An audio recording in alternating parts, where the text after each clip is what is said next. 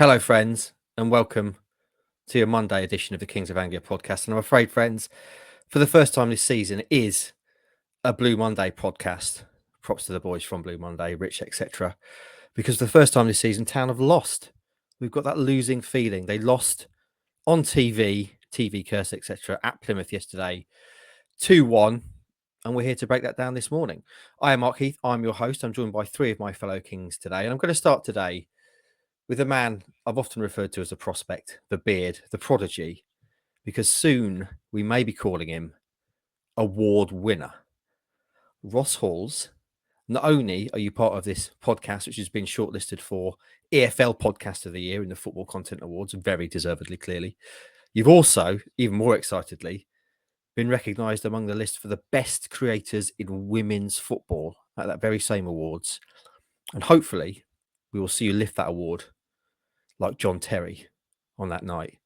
How are you and how are you feeling about potentially lifting the first gong of your sure to be illustrious career?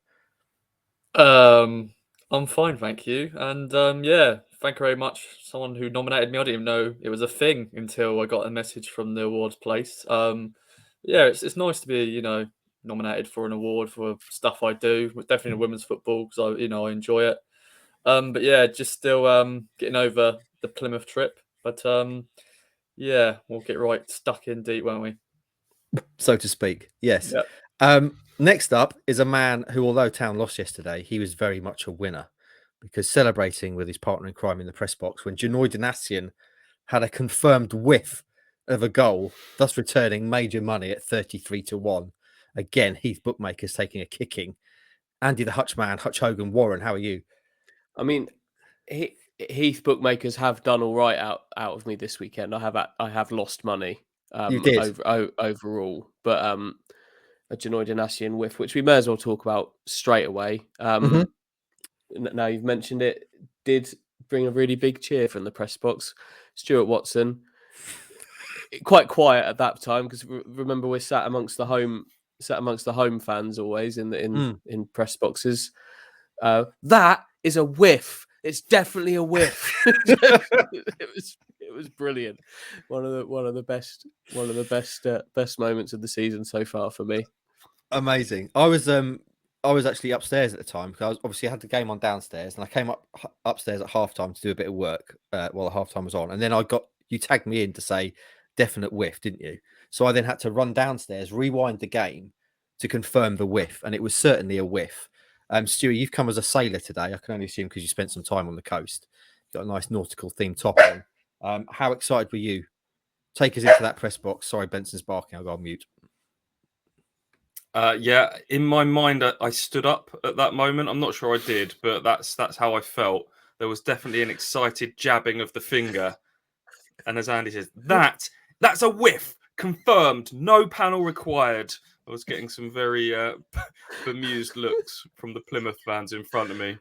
The most excited wasn't the most excited we got all day because something more exciting happened in stoppage time. But yeah, they was very confused as to why we were getting so animated about a shot being blocked in the box.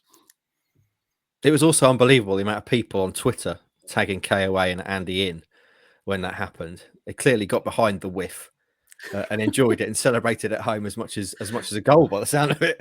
So that returned. What did you put on that, Hutchie? Was it 25 grand at 33-1? Yeah. Okay. Yeah. Well, we'll deal with million. I think it might even have been more than that actually. Was it 50? Was it? I think it might have been 50. I'll get my little spreadsheet up in a minute when we get to that later. But 5 bags at 33-1. I like the idea that a real life bookmakers would be like, what was it? 30, 50? Let's just call it 50. Yeah. Yeah. Thank you very much, Mr. Ladbrokes. That's very generous of you. Right then, friends. Obviously, we have to now talk about the game. Yesterday, because basically you were sprinting to make a packed commuter train back from Plymouth, Andy and Stu, you did not have time to do your Andy and Stu reacts, and the people have demanded it. I've had messages saying we need this, so I thought by way of starting the pod today, talking about the game, we could do that now. So if you can shake it off, get your mind into you're back at home park minutes after the game's finished, and you boys are going to have a little chat about the game. So when you're ready, take it away.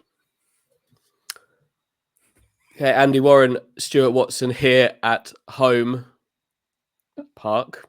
Well, Ipswich Town's first defeat of the season has come. It was always going to come at some point, Stu, but for the second week in a row, a lead has been lost, and it's to end up losing a game like that is far from ideal.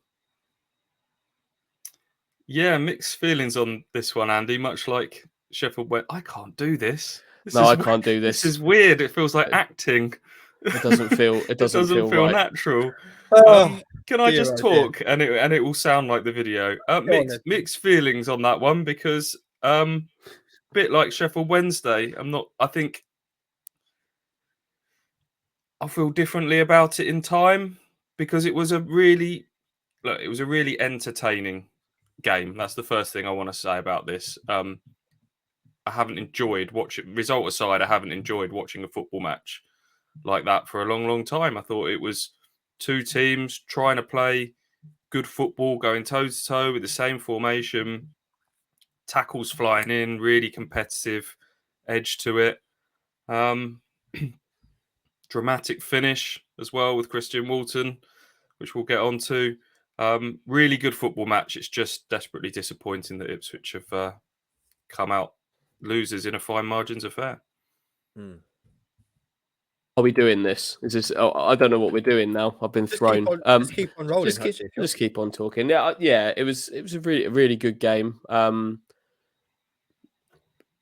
be 1-0 up at half time.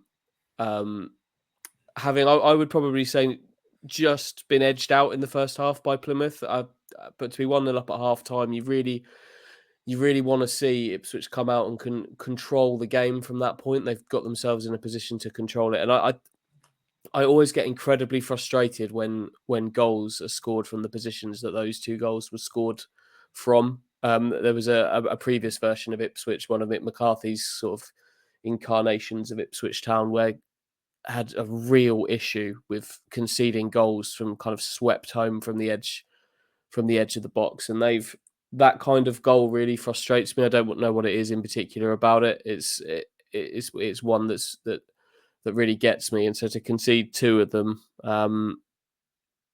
in quick succession like that and just be rocked was really disappointing. And then also from that point on, that felt like the game was done from the second. I don't think they recovered very well from the second going in, and the kind of the only reason we're really talking about they could have rescued a draw was because of the goalkeeper going up at the end and nearly scoring a goal. Didn't feel like there was a way back into that game from that point. So really disappointing, but a really good game of football which Ipswich played their part in. And there's all kinds of takes you can extrapolate from this game. You can think about it positively if you want. You can be super negative about it. There's a good mix of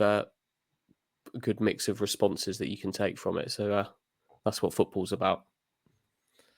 Rossi, let's get your response. You were pitch side as ever. It was a brilliant game of football, like Stu says. I mean, clearly, I'm sure you enjoyed it more actually being there in person, but on TV, it was fantastic. It was one of the best games I've watched for a long time. What did you make of it? Yeah, really enjoyed it. Tackles, flying in, shots. We'll talk about what happened at the end as well. That would have been an amazing end to the game if that went in. But good atmosphere as well. Home park. We knew going into the game. They're unbeaten there. They haven't conceded there, and I'm sure we'll talk about Dapo scoring his first league goal, which we're saying now anyway. But it was good to see him score and taking the lead. But no, really entertaining game. And as Stu said, it's been a while where we've actually really enjoyed a game. End-to-end stuff. But no, very good game. Stewie, let's start with the team, because obviously one of the big questions around this game was who was going to replace Wes Burns on the right. A lot of people seem to want KVY. In the end, it was Caden Jackson that I think you predicted on last week's pod. What did you make of Caden's game? Because I was quite impressed with him, particularly early on. And then I think one of my main criticisms around the game was when he got shifted to playing up top and the Dapo came off. What did you make of the team and how Caden, etc., performed? It's risk versus reward, him playing in that loosely termed right wing back role. Going forwards, he gives you obviously the pacey outlet to to get in behind. Defensively, I thought he left gaps, and that was exacerbated by the fact that he was directly up against Plymouth's most threatening player in Barley Mumba, the Norwich loanee, who I was very impressed with. That was a good little duel in the first half. Jackson kind of got away from him once, muscled away from him, and flashed across through the box. So that was the reward. And then there were times where Jackson left massive holes in behind that Plymouth had some really slick interplay in the final third, and they were exploiting those spaces generally down Ipswich's right-hand side. So I was looking at it, and ultimately I was coming to the conclusion as that first half came to the end that the risk probably outweighed the reward of Caden being on that side. And then, as you say, the substitutions are worthy of a discussion here. We've spent all season talking about the depth of Ipswich's squad, about how the 5 substitution rule benefits Ipswich, about how they can change games. Probably for the first time, this was where the substitutions actually weakened them or went against them a little bit. Our mark came along, double substitution. Ladapo came off. John Jules came on. That saw Jackson go as the central striker. I guess at that stage, the logic would have been, with Plymouth having to chase an equaliser, they're going to leave gaps at the back, and Jackson's pace might give them something to think about, and they can't. They might have to drop a little bit deeper just to think about that. But what they lost was someone that can just make the ball stick and relieve a bit of pressure, which just meant the ball kept coming back. And Plymouth, by contrast, had someone like Niall Ennis who could make the ball stick. They could bring on Cosgrove. And as Andy says, that it just felt like the game was going in a certain direction of travel. Certainly once the equaliser went in, then, the old cliche about goals change games, the whole momentum, the whole feel of the stadium changed. Home Park's a great place to watch football. There's only 15,000 people in there, but it sounded a lot louder because all 4 sides of the ground were kind of working in unison, and that felt like a proper football match, both atmosphere and everything that we've discussed on it. And just like at Hillsborough, once one goal went in, momentum changes, and that's very difficult to stop. If we're talking about the subs, it's probably worth noting the final kick before those subs got made as well with Marcus Harness.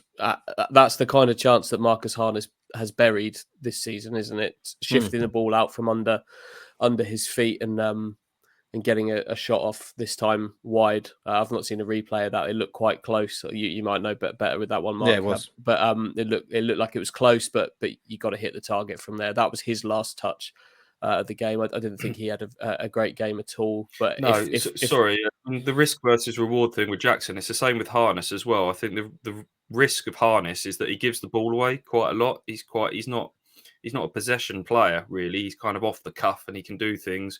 But the reward with him is that he's a great finisher, and he's someone who can, a bit like Chaplin, you back him in the box to score. And then he got that chance, as Andy says, and he didn't take it.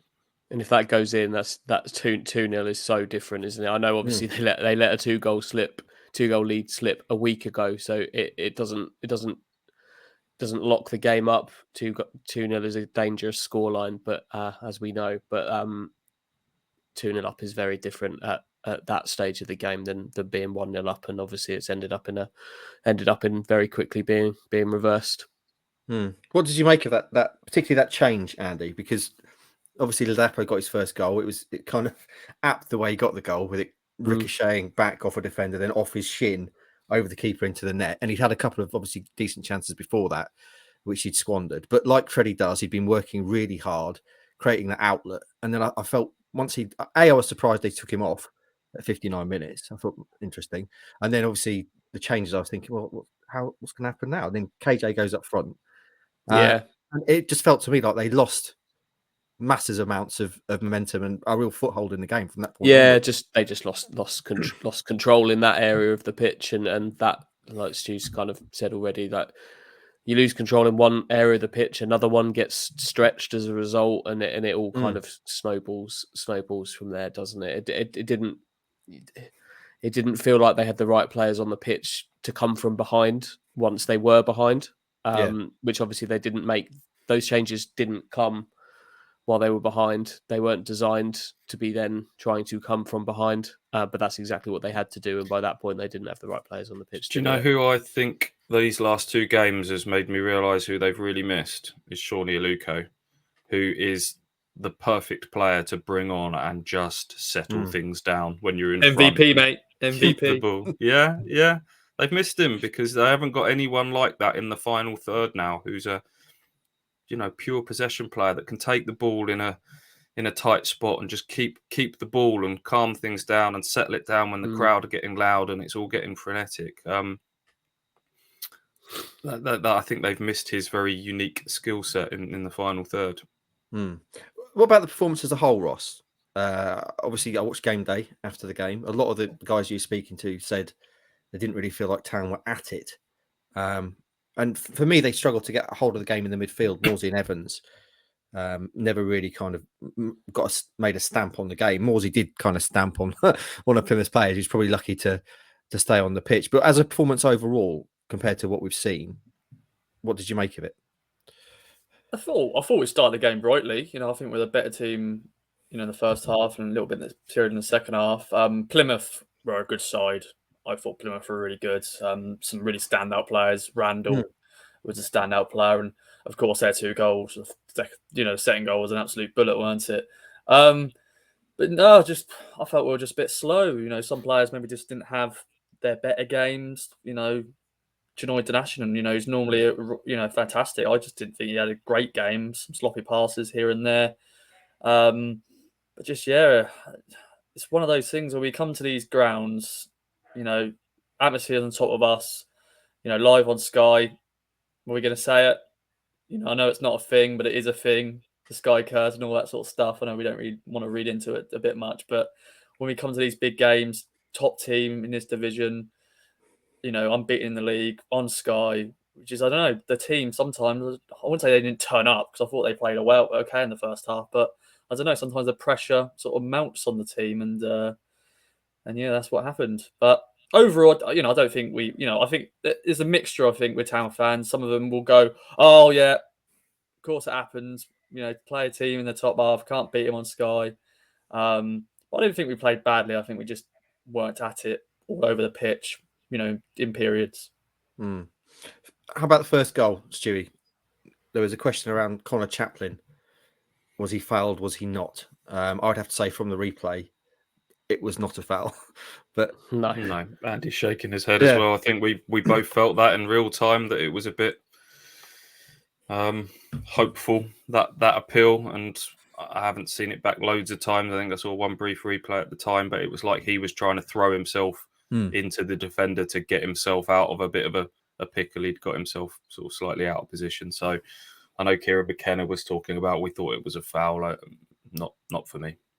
Hutchie, the game as a whole, we know Town like to dominate possession, and they've got the depth of squad to be able to go full bore and then make changes at 60 minutes. And that's generally, we've seen, going to be enough in this league so far this season anyway. But now they're coming up against sides that maybe can do that with them for the full 90 and more.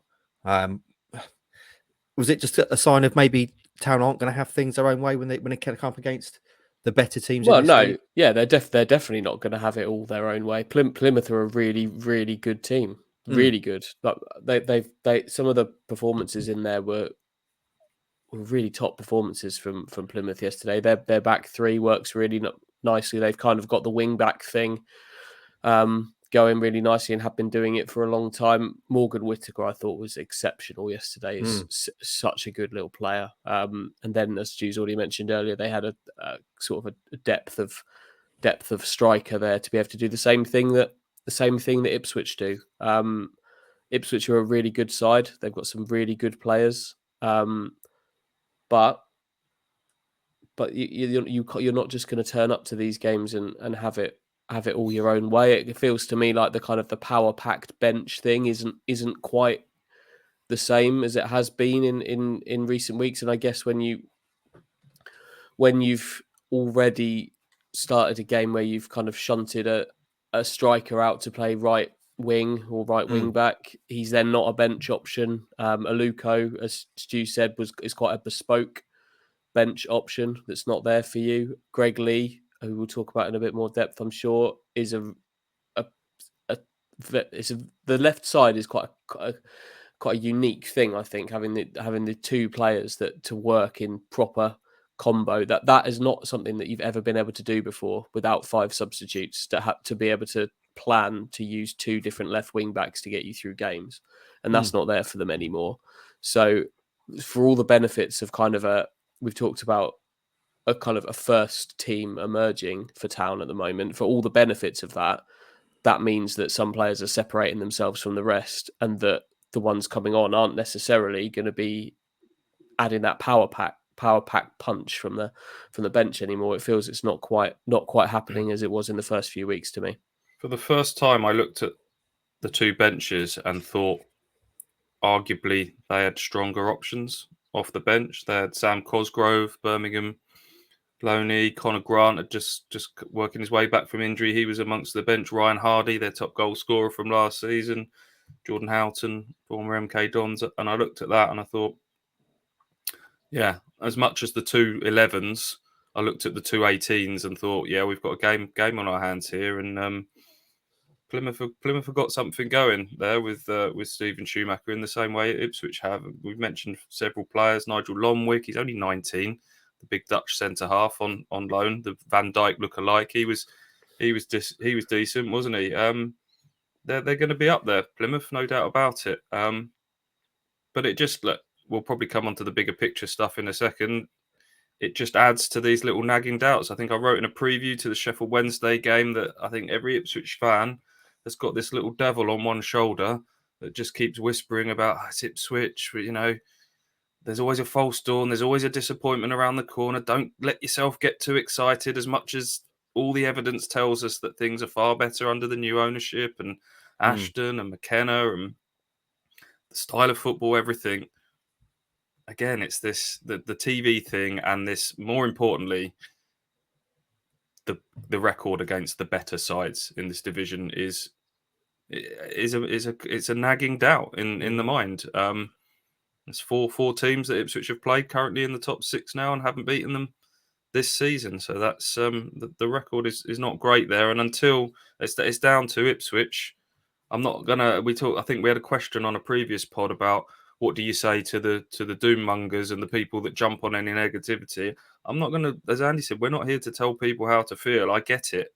I get why the cynicism and the pessimism is there, and it's up to Ipswich to prove now that it's up to them to answer those questions, and Saturday's a prime opportunity again to do that. Before we let's maybe finish the kind of game chat with that question. But before we get there, let's do the 2 remaining incidents which of note in the game, Rossi, to speak about. Was the second goal, Edmondson makes a rick, and then obviously the Walton almost writing a fairy tale. What did you make of him in order? Yeah, it was a good finish, though, wasn't it? It's a good finish. It was. Yeah, it was a good finish. But yeah, Fridge. Oh dear. Yeah. At the time, I probably weren't really what I was watching, but you know what I mean. I was sort of just looking at something, editing photo or whatever, and I looked up and I just saw their player. It was a Whittaker, weren't it? Who got the second goal? It just absolutely, but yeah, not the stage you want to be making mistakes, really. Live on TV, promotion rivals, and then 2-1. And then, Walton, I'll let Andy and Stu talk about more in depth, because, we want to be there, won't we? When a goalkeeper scores, late equaliser, live on TV, and if that went in, oh my God, it would have been amazing. But yeah, so close, Christian, so close. Against the team, boyhood fan, did press with the guys before the game. That was not going to be a question you're going to ask. So he's like, Christian, what if you scored today? But Stu and Andy, take away, my friends. It's sport. The brilliant thing about sport is it writes stories that if they were in like films or in books, you'd say that's ridiculous. That would never happen. But then trotting up at the end of the game, the commentator, give him his due, set it up lovely as he's trotting up the pitch, talking about boyhood Plymouth fan, imagine if he gets on the end of this. And then sure enough, he does. And it looks for all the world like it's going in. I still don't know if it was a save or whether it just hit the bar. I've seen some pictures of fans saying it crossed the line. But what a moment, boys. Yeah, goalkeepers don't even get their head on these corners normally, do they? They come up and the corner doesn't beat the first man, and it's and the best you're going to get is a keeper having to scramble back to get back into position. But it was a brilliant header, really good header right for the top corner. I think it hit the bar, and then Cooper clawed it away as it was going to come.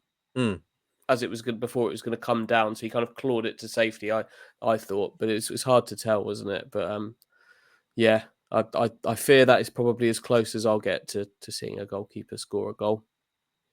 Stewie, what did you make of it? Were you up in the press box? Were you? It's impossible not to. We talk about sort of press box etiquette. Yeah. And there'd been some questionable behaviour from Plymouth fans sort of near the press box. A guy a few rows down in front of Brenna Woolley and Phil Ham were turning around and punching things when key moments in the game happened. So goodness knows what he would have done had that gone in. But it's just, you could not stand up at that moment. You know, if you believe in thoughts become things, it was almost like I think everyone in that ground as Walton went up would have had those thoughts in their mind. And Andy and I turned to each other and went, it's Walton. And then it dawns on you, it's Walton, it's former club. It's 94 and 44 seconds with 5 minutes added on. And maybe collectively the whole ground kind of thought about it. And, you know, it's... and then it just goes slow motion, doesn't it? The ball's arcing towards him and you're kind of thinking, no way. And that was prime Duncan Ferguson, that header. That was unbelievable. And that would have made, I tell you what, that would have made a completely different complexion on everything we're talking about here. And the journey home for those Ipswich fans who we have to talk about, absolutely magnificent. I know there's a lot of Ipswich fans spread out and some would have been down in the southwest, but 2 coaches leaving Portman Road at 3:30 in the morning for a game that was on TV. Unbelievable. 1,000 plus supporters there. And I'm just gutted for them, really, that they didn't get that moment, because that would have been 10 plus years covering Ipswich. We talk about Noel Hunt and Richard Chaplow. I mean, that would, I think, even though it would have only been a draw, I think that would have probably surpassed them all if you'd have seen your goalkeeper bullet in a header in stoppage time. It's like he knew it as well. He knew how that will never happen for him again, almost certainly, because the head in hands, he knew how he might get his head on another corner, but he's never going to do it in stoppage time away at Plymouth in front of all of his friends and family at his boyhood club. That's never going to happen for him again. And he knew just how close he was to something incredible. As you say, Stu, it was in slow motion, because when a keeper comes up, it never goes anywhere near them, does it, generally? And then as the ball come in, you could see it's gonna land on Walton, this, and then it's going. Oh, good Lord, fantastic! And Schumacher, as you say, talking about the fans afterwards, actually made a point of paying tribute to town fans. It was tremendous effort. Boys, by way of rounding this chat, let's return to what Stu touched on earlier. Ipswich Town, their Achilles heel for as long as I can bloody remember, is their inability to beat the teams, their rivals, the top teams in the league around them. This season, they've drawn with Bolton, they've drawn at Sheffield Wednesday, having been 2-0 up, and now they've lost at Plymouth, having been 1-0 up. So how worried, Andy, should we be about this? Because this is going to continue to be a narrative until they prove they can do it consistently. They need to get it right. You can't have it. They've proven time and again that you can't go through a season not winning those games and expect to be right in the mix. I think I might say 15 of the 21 points have come against teams that are in the bottom half, and 12 of them are against the bottom 7. So that they are facts. But I'm not as worried about this as I have been in previous seasons. Certainly not. But it has to change, because you can't go through a season kind of bumbling your way through, picking up the odd draw against the top 8, top 10, and expect to be there. They've proven that you can't do that. The formula doesn't add up. So it has to change, but it's not. in terms of like the worried scale, I'm not massively. If you go through those 4 games now that they've played that we've talked about, it was Bolton on the opening day when Morsey has a huge chance to win it at the end, so could easily have won that. Barnsley with a shocking goal that wasn't, so could easily have won that game. Sheffield went 2-0 up at Sheffield Wednesday, and the weekend, which was a fantastic game of football that could have gone either way. Could have been any scoreline. That could have been 5-5. Could have been anything in between. People will say ifs, buts, and maybes. Coulda, woulda, shoulda. Ultimately, they haven't won any of those games. But for me, they're properly competing in these games. Which in the past, there are times where I think they've looked close, but so far in these sort of matches. So I think they're better in these matches, and there's small incremental bits of progress from Ipswich Town. You have to keep reminding yourself that McKenna's been here for 9 months. You have to keep reminding yourself that Charlton away day with Toto Enciala confronting the fans and how toxic all that was December last year. And you have to remind yourself quite how far they've come. There were other things to fix first in terms of going to Accrington and winning, being able to beat teams like Burton, being able to beat see off some of the lesser sides. They were issues that Ipswich still had only a few months ago, and they have improved on that. And now the next hurdle is to start winning some of these fine margin games against the better sides. Maybe these last couple of games is not a bad thing in that it's a reality check for people, but it will keep the players nice and humble. I know McKenna does that, but sometimes that will just keep their feet on the ground, and it keeps us and all supporters' feet on the ground. I think people were getting a little bit carried away about how long they'd go and beat them for, and I wouldn't take a single player from any other squad in this division, and all of that sort of stuff. It's just reminds everybody that this is very much a work in progress still, and hopefully that progress will keep happening over the few months ahead. And yeah, I think the positives outweigh the negatives, don't they? For me, anyway. You have to remember they finished 11th last season. They're nine places above that. They were 10 games last season. I think they had 10 points. They've got 21 now. And if you go through them game for game, you can make an argument they've got 15. I think it was 15 points I worked out that they didn't get before. So be happy with the progress. But it's certainly not a bad thing to kind of just remind yourself that there's still more to be done, because they're trying to move an awful long way in this League One table that Ipswich haven't even been close to challenging for promotion from this league in 3 years. I think they've got a team that is going to be close to challenging for promotion, but they've got a big thing they need to sort out. How did you put it, Stewie? And your Stu says they've already shown that they're going to be top 6 contenders. Now they need to show that they're top 2 material, essentially, wasn't it? Yeah, I think Andy's right. I'd be happy with the progress, but also it's not wrong to want some more now. And the club have set themselves very high bars from ownership down.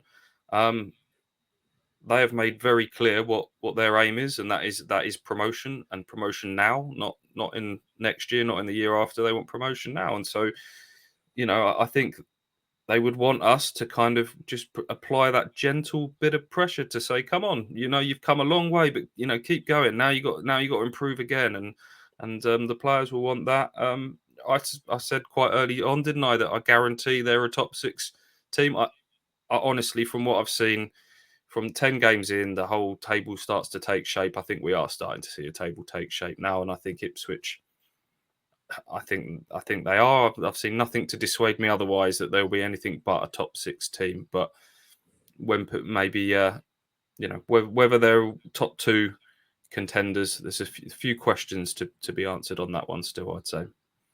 Rossi, anything else to add before we move on from the game? Anything else you want to mention around either the failure to beat a top side or anything else from the match? I also just want to say, a big shout out to the Southwest branch, because they all came up to me before the game, just having a nice little chin wag. Good old John, Steve, and all those great guys. But yeah, 1,000+ town fans going all the way to Plymouth. It's a long trip.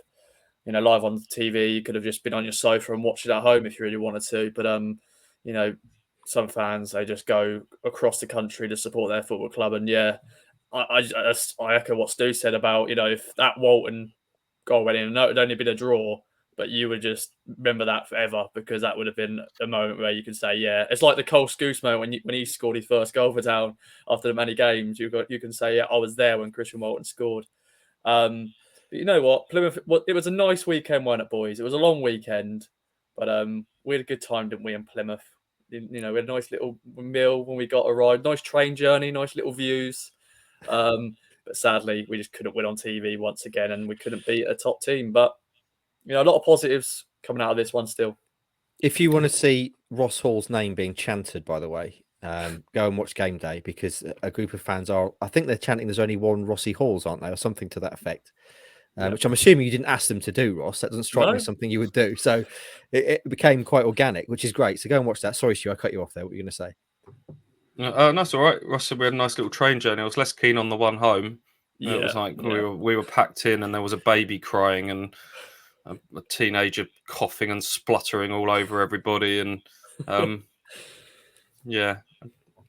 randomly had Gary Rowett, the Millwall manager, sat two rows in front of us on the train as well. We're not sure if he'd actually been to the Plymouth game, or if we think he was just coming back from a nice little family trip with his down to the southwest on international break weekend.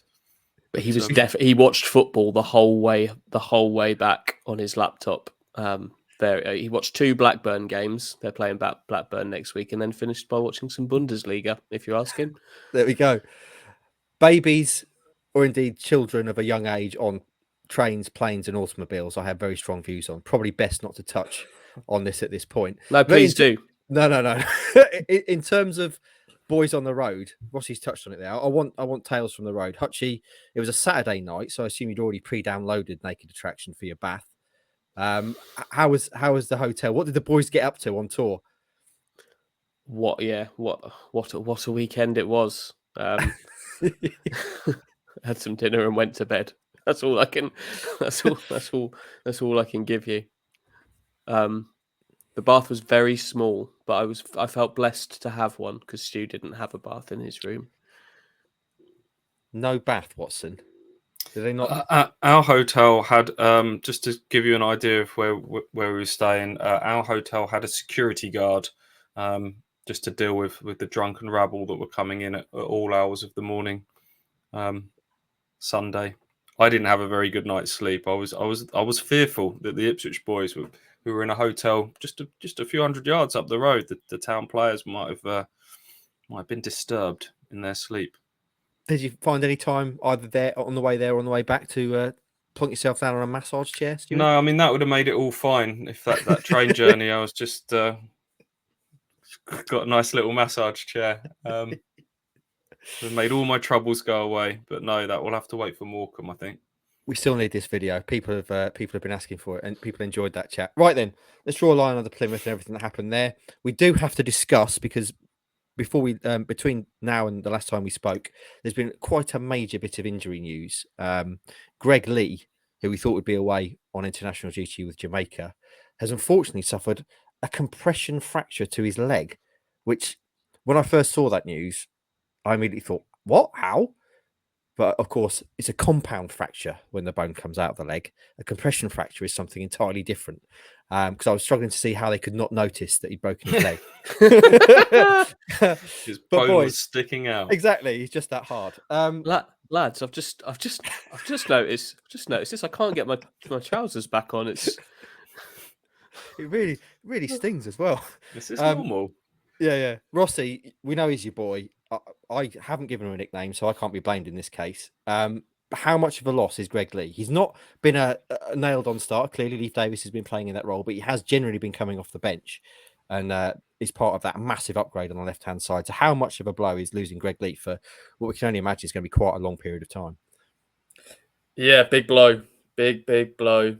Greg Lee, the boy. He's been fantastic, and when he come off the bench, he brings that presence.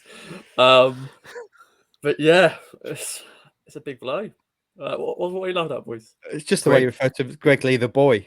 Greg Lee, the boy. the boy Lee, good old Greg Boy. Lee. Unsung hero, honestly. It's hurting his chances of getting that statue by the end of the season. That's for sure. I have to Yeah. call him Greg the Leg now, like Yeah. like the kicker in the NFL, Greg the Leg, Greg Boys. the Broken Leg. Greg Lee, the boy Greg Lee, good old boy Greg Lee. Stewie, how much of a blow is he? And let's also throw into the mix Cameron Burgess as well, who's had a surgery on multiple facial fractures, which looked like something out of a horror film. God knows how he's going to get through airport security now with all those screws in his face. And he clearly had been playing ahead of Edmondson. So these are two big losses, on top of Shawnee Aluko as well. You already discussed.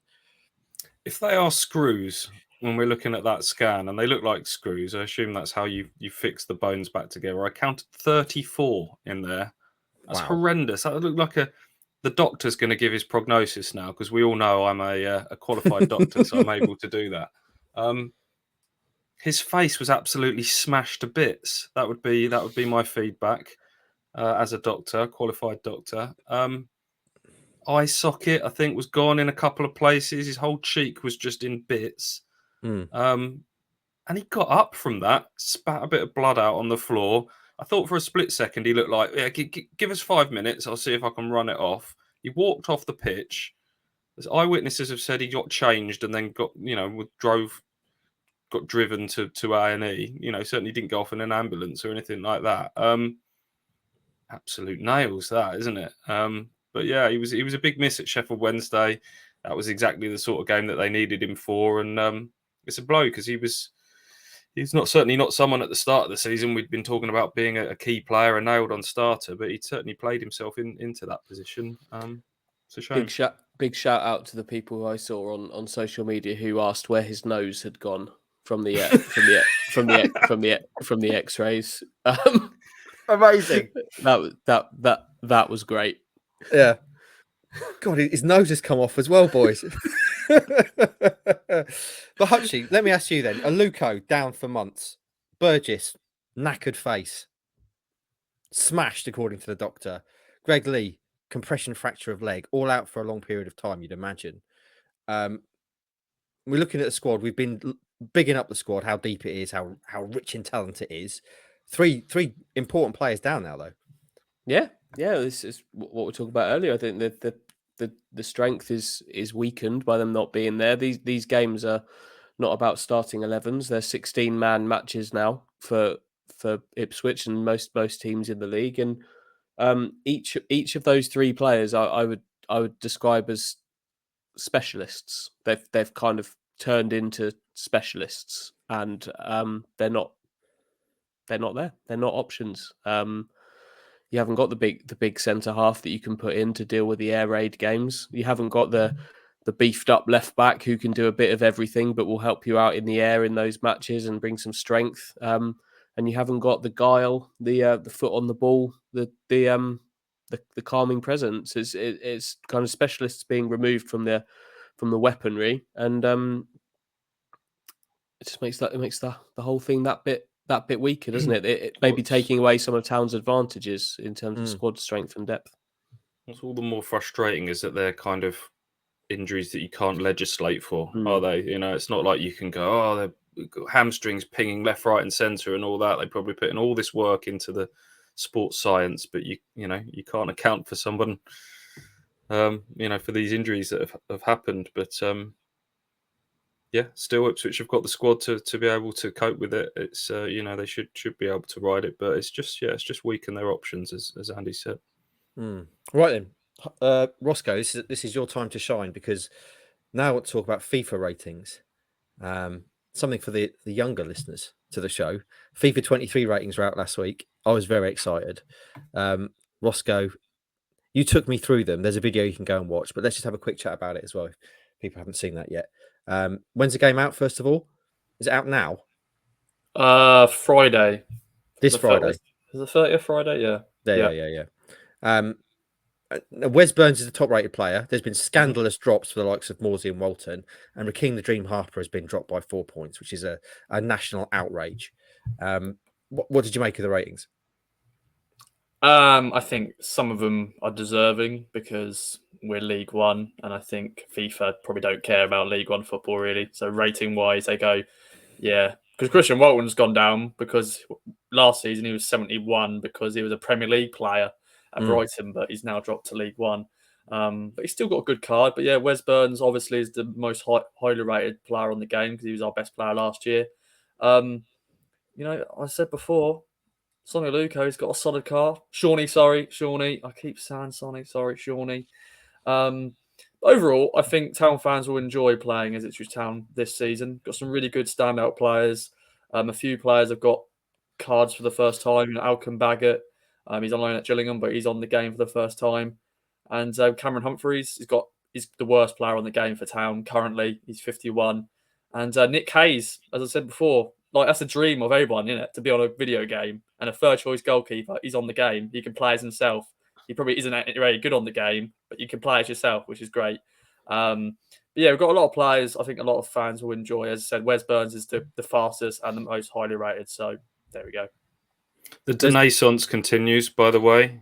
One of only a handful of players to have seen their rating go up, I notice. Yeah. Taking notice. Excellent. The last FIFA game I bought was FIFA 12, boys. So that kind of dates me. Do you still play, Hutchie, Stewie? I don't have a games console.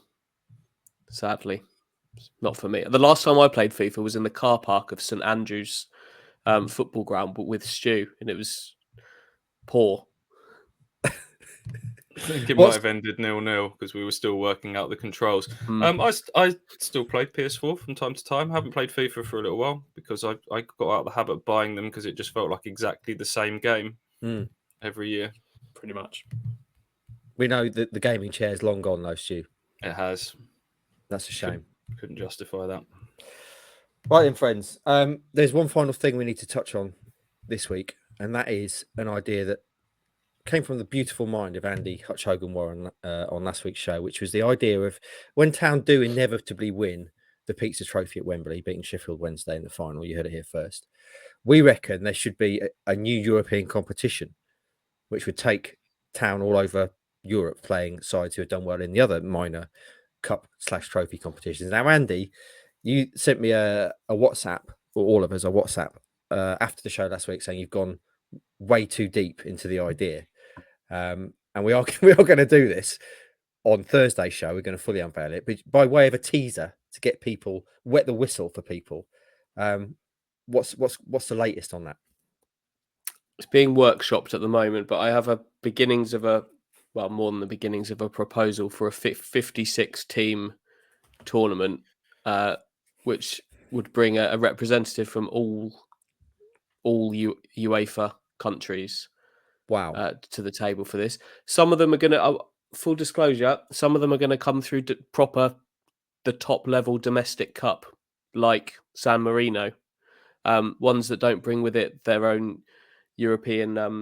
But this is for the marginalised, for those on the edges, on the fringes, for those that aren't welcomed by the fat cats of UEFA and the Super League crew, the ones that don't get the representation they deserve. The winners of the Rock Cup in Gibraltar are in. Oh, wow. And other such tournaments. So I'm just working through the UEFA coefficients at the moment to try and make it as evenly matched as possible. But there's I'm working on it. There are a few similar tournaments across Europe who will provide a team, but quite a lot of them are coming from domestic leagues and other kind of things. But it's going to be good. At one stage on the journey down to Plymouth, we were both doing some work. And I turned to Andy and I said, what are you working on, mate? And he said, I'm just designing a logo for the new European competition we were discussing. He had Photoshop out. He's gone full on this. I can't wait to see it. There it is. Is that what it's called? Is it the Milka Cup, Hutchie? That's big news. There's a sponsorship bid has come in from Eurochoc company Milka, who everybody. This is just the first draft of this logo. There's more of it to come, but I thought I'd show you where I'm at. Milka, very keen on it. Obviously, they love selling their chocolate in duty-free places in airports. Very, very Euro heavy on that.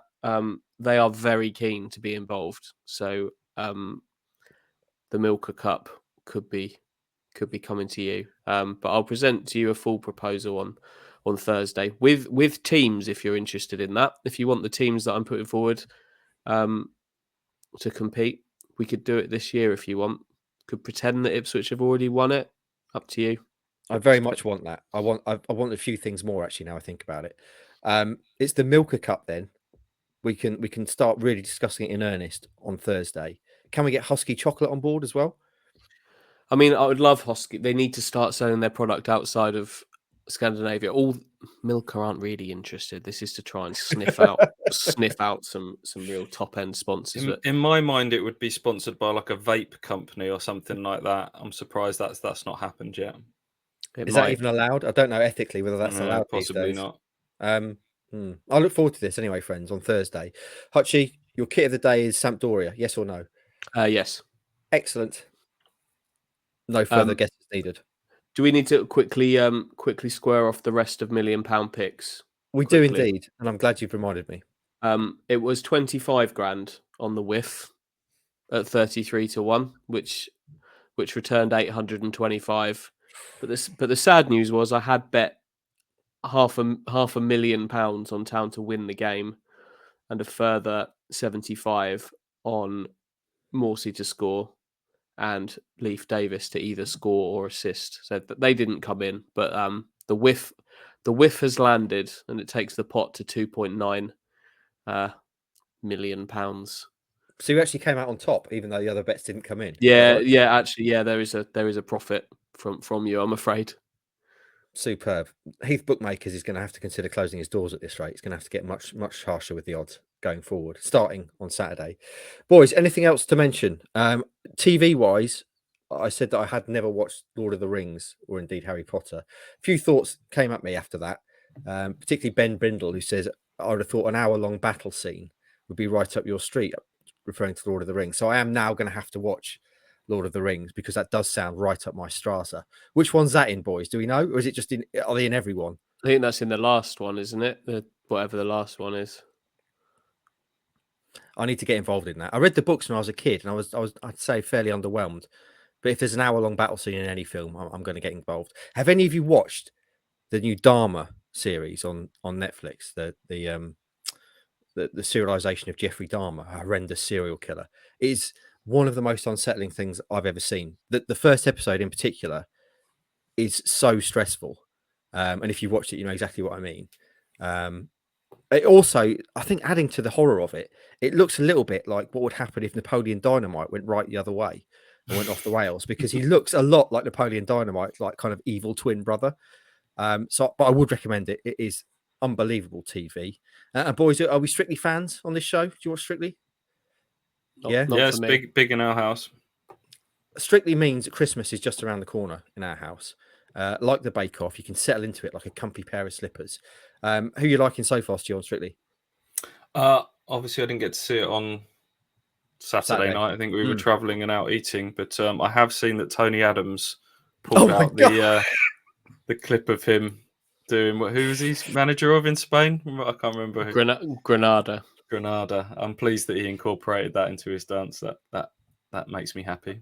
Early indications are that Tony Adams will not be around long, boys. Having from his first dance, he was, I would say, one of the worst I've ever seen on Strictly, kind of stomping around the dance floor. So yeah, I very much enjoyed Will Mellor's first dance. So Roscoe, obviously I would assume you're way too young to be watching Strictly. You're probably too busy listening to drill music on a Saturday night, I'd imagine. Not just that, no. No, not for me. That's not a Saturday viewing thing for me. But yeah, you see clips, don't you? And yeah, Tony Adams, what a man. I love your sweeping generalization of youth, Mark. Just like, yeah, all young people will be sitting at home watching YouTube. And absolutely. Listen, I'm in touch with the Ute. I've got some other business. Go, if you're interested. Something's just popped up on our website actually that I wasn't aware of. Can I read you the headline? Yeah. Town fan thanks owners by getting club's unofficial motto tattooed on chest. What, running towards adversity? Wow. Yep. Tim Brown from Whittam has now got the words "running towards adversity" tattooed on his chest to show his love for Ipswich Town and the club's owners. Wow. First reactions to that, boys? There's no one among us who's got any tattoos, are there? I'm not allowed. The wife has very firmly 3-line whipped that I'm not allowed one. I was going to get one, and she shut it down. What were you going to get? I was going to get. I had it designed and everything. I was going to get it done, and then when I mentioned it to her, she said, "You are not having that done. If you get that done, I will not be seen with you in public." So I was going to get on my right arm. I was going to get the full kind of top half of the arm with a Muhammad Ali image, who is my all-time hero. And there's a very famous picture. I have it on my desk, in fact, of him standing over Sonny Liston, the second fight, where he's imploring him to get up after he's dropped him with the famous anchor punch. And I had it all designed up. It was going to fill my entire kind of top half of my right arm. Wife was not a fan. So, like Ronaldo, my body shall remain untouched by the tattooist needle. Ross strikes me as a man who might have had a tattoo in on a cheek, on a bum cheek, on Malaga on a lad's holiday, and regrets it still to this day. Please, no, sorry, no, regrettably, no. There's been chances, been many chances, but luckily I was just about sober enough not to have it done. I've been in a tattoo chair on Magaluf a few times, and luckily you've been in the chair. I've been in the chair, about to get it, and then I don't know, just something in me just went, no, actually, mate. Oh, that's a shame. Yeah. What were you going to get? Can you remember? I think just something rude. I think just something stupid. But also, I think I also just went, oh, can you just do me a love heart with mum? Standard. I think I felt, but I just, one of my mates still riffed me about that. I went, oh, you could have had it, mate. You could have had a tattoo, because he's in full of tattoos. I think one day though, I think I will get some tattoos. It needs to be the right tattoo and a right tattoo artist. But watch this space. I'm so pleased. When I was younger, obviously I played a lot of basketball, and I was playing basketball in a era when tattoos became a real thing in the sport. Allen Iverson, etc., brought them in, and at the age of 18, I wanted to get a tattoo of a basketball with my basketball number on it. And I'm so pleased that I didn't, because I think I may regret that now. What number were you? My number was 4. Number 4. All the way through my illustrious career. Ross, if you don't pass your driving theory test by the end of the year, you need to get an L plate tattooed on yourself. That's amazing. What's the latest on that, Rossi? I've got one this Thursday. So theory. Yes. This is the one, isn't it? Ladapo scored a goal in the league. I hope so. Rossi is now going to pass his theory test. Do a bit of research, mate, beforehand. Can I put some money from the £1 million picks pot on this? Oh, yes. What odds would you give me? So just simply to pass, Rossi to pass. Yeah. Given how many times have you failed now, Ross? 7. 7 times.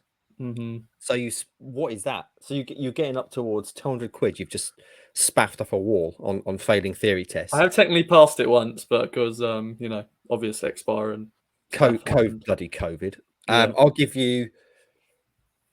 How confident are you, Ross? How close have you been getting? You have to get 43. So I've got 41, 42 once. I got 40, got 39 last time out. So 39. So I'm going a bit down, but you're actually getting worse. No. That day I just didn't feel. I just don't know. I just didn't feel up for it. I walked in like town on Sunday, just an off day. Just weren't right. Here's what I'm going to do. I'm going to give you, Hutchie, on Ross passing his driving test. I'm going to give you 50 to 1. 50? Absolutely. On the theory? 50 to 1 on the theory. Rossi, no pressure at all. But if you pass this, Hutchie is seriously in the money. What are the odds to fail? I need to know that before.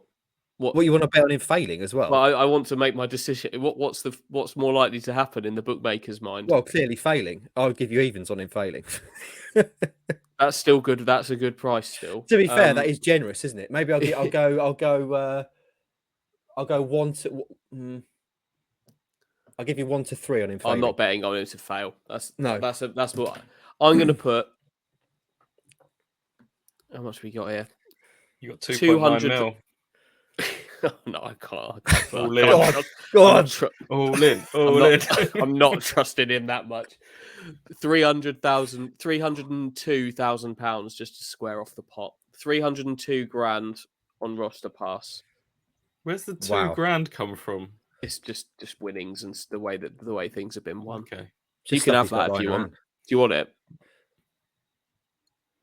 No one wants that. Um, Fine, no, that's fine. no. Don't worry. I won't take your fictional £2,000, thank you. So Rossi, not only have you got your future mobility and more cash of your own riding on Thursday's tech. What time is it Thursday? Just so we can remind you. 1 p.m. 1 p.m. Thursday. You now have £300,000 of Andy Warren's fictional money, and my quite frankly adversarial odds. You know what that wins, right? A lot. That's £15 million. Oh. Does that just make this whole thing a complete mockery if that happens? It's got to happen first. It's got to happen, and we're sticking with it. Whatever happens, Hutchie. So, Tell you what, if it wins, all of the winnings will then go on the Portsmouth game, one way or another. the 15 mil. Yeah, we'll put all the 15 mil on that. This is getting farcical. No, absolutely not. It's fun. It's what we're all about. So, Rossi, Pass the test. when did you find out? Would you go straight away after you've done it? Yeah, pretty much. You walk out and you have to sit down in your chair, get your stuff in the locker, and they just shout your name out when you come across. They give it to you. They fold it. I don't know if I think they must look at it quickly, and like you always look in their face. Oh, have you passed? And of course, I don't actually open it until I walk out the door, and I open it up and I went, oh, for God, out again. Wow, So, mate. my guy just goes, see you next week. Yeah, that'll be £26, please. Yeah. You're funding Yeah. people's holidays at that place, Rossi. Yep. Superb. There's a lot riding on Thursday. Then it's probably actually bigger. I would Come say, on. than Town v Portsmouth on Saturday. Friends, any other business before we go? We've managed to make it up to a good hour of listening today. No other business. No other business. Right then, all that leads me to remind you then is to support our sponsor Manscaped. Use the code KOA at manscaped.com for 20% off and free delivery on all their excellent clobber, including their new, if you're feeling brave, crop shaver, which is actually a wet shave for areas of your body which some people may not be brave enough to touch with a razor. You can get that there and free delivery. And also follow us across all our social media, Kings of Anglia on YouTube, Instagram, Twitter, and Facebook. And friends, as I mentioned at the start of the show, we have been nominated again for Best EFL Podcast in the Football Content Awards, and Roscoe is up for Best Creator in Women's Football. So please, if you haven't already, vote for us. You can vote for us on Twitter. If you go to our Twitter, you can see the wording you need to tweet. You can also vote for us online on their voting page. Again, if you go to Twitter or Facebook, the link is there and we'll share it again. And you can also vote on Instagram. So if you do enjoy the show, why not vote all three ways and give us 3 votes for you? Because we'd love it, frankly, friends. We're not going to mess around, beat around the bush. We'd love it if we win that this year. It'd be tremendous in Manchester in November. So if you can help us with that, that'd be tremendous. Friends, Ipswich Town have lost for the first time this season. That means that Saturday's game against Portsmouth takes on whole new levels of importance, maybe overshadowed only by Roscoe's latest driving theory test on Thursday. Have a great start to the week, and we'll be back later in the week to build up to the big Pompey game. Have a good one.